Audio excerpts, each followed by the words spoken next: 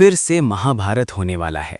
छल, कपट, धोखा और विश्वासघात, इन शस्त्रों से शकुनी जैसे कुटिल लोग भाई को भाई के खिलाफ खड़ा कर देते हैं। अपने स्वार्थ के लिए सुखी संपन्न परिवारों में दरार डाल देते हैं।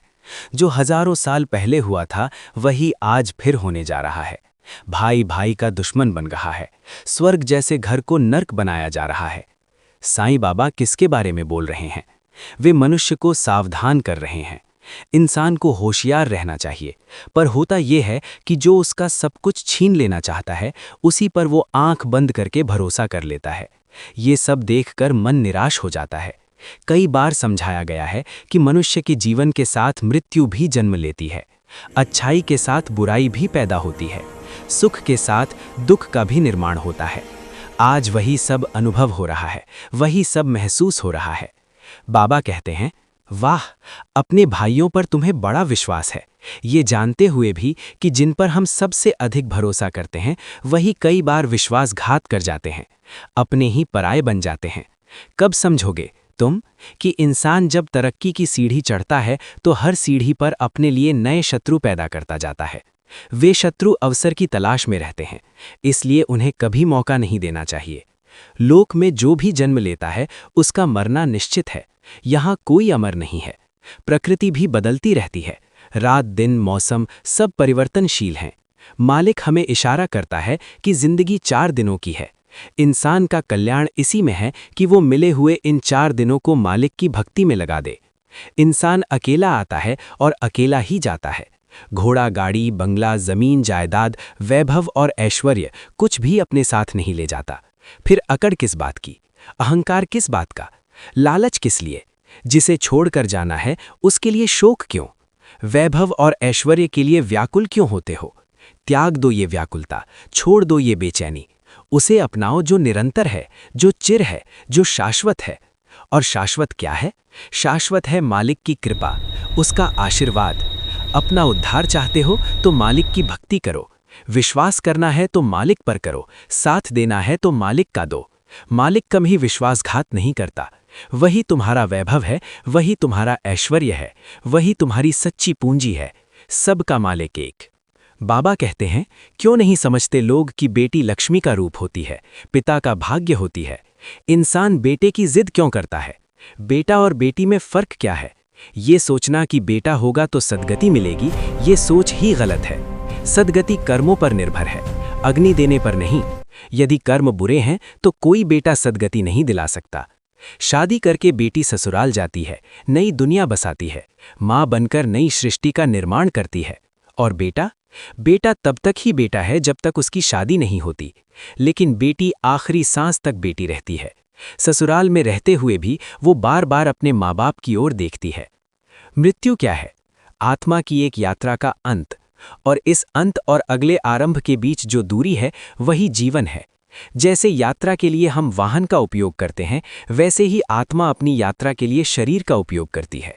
शरीर आत्मा का वाहन है। मंजिल आने पर आत्मा शरीर छोड़ देती है, जैसे हम वाहन छोड़ देते हैं। ये जानते हुए भी हम शरीर के लिए विलाप क्यों करते हैं? हम अपने किसी प्रिय के देह त्याग पर रोते हैं, जबकि जानते हैं कि पिता पुत्र, भाई बहन, माता पिता ये सब पूर्व जन्म के ऋणानुबंध हैं। इन्हीं ऋणानुबंधों से रिश्ते बनते हैं और इनके पूर्ण होते ही अलगाव हो जाता है। यहाँ की हर चीज नाशवान है। अविनाशी केवल परमात्मा है।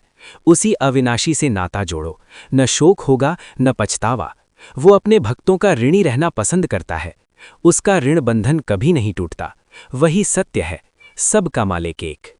हजारों साल पहले महाभारत हुआ था। वो कैसे शुरू हुआ? महाभारत एक ऐसी कथा है जिसमें भाई भाई का शत्रु बन जाता है, जिसमें भाई एक दूसरे के खून के प्यासे हो जाते हैं। ये सब एक शकुनी के कारण हुआ। उसने रिश्तों में ऐसी चिंगारी डाली जो आग बन गई, ज्वाला बन गई। उन्हीं ज्वालाओं को इतिहास ने महाभारत कहा। वे भाई तो आग में भस्म हो गए, लेकिन शकुनी आज भी जीवित है। इस युग में भी, इसी दुनिया में। वो केवल अपने स्वार्थ के लिए भाई भाई में झगड़े लगाता है, परिवार तोड़ता है, घर जायदाद और जमीन के नाम पर नफरत बोता है। और फिर हम कहते हैं गलती उसकी है। नहीं, गलती हमारी होती है। हम अनजान की बातों पर भरोसा कर लेते हैं और जो बचपन से साथ हैं, जिनसे हमें सब कुछ मिला, उन्हीं पर अविश्वास कर बैठते हैं। आज इंसान की समझ ऐसी हो गई है कि अपनों की बात कड़वी लगती है और गैरों की मीठी। ऐसे में घर परिवार बर्बाद ही होंगे। दूसरों की सुनने से पहले अपने मन की सुनो। हद से ज्यादा किसी पर भरोसा मत करो, न अपनों पर न गैरों पर, क्योंकि तरक्की के रास्ते पर चलते चलते इंसान अपने लिए शत्रु बना लेता है। जितनी ऊंची उड़ान उतने अधिक शत्रु, इसलिए हर कदम सावधानी से रखो। इस पृथ्वी पर जो आया है उसे जाना है, कोई अमर नहीं। स्वयं भगवान भी देह के रूप में यहाँ आए और गए, सब नाशवान है। जिंदगी 4 दिनों की है, भलाई इसी में है कि इन दिनों को अच्छे कर्मों में लगाओ। भगवान की भक्ति करो, जरूरतमंद की मदद करो, सच्चाई की राह चलो। बुरे कर्मों से दूर रहो ताकि देह त्याग के बाद भी लोगों के दिलों में जीवित रहो।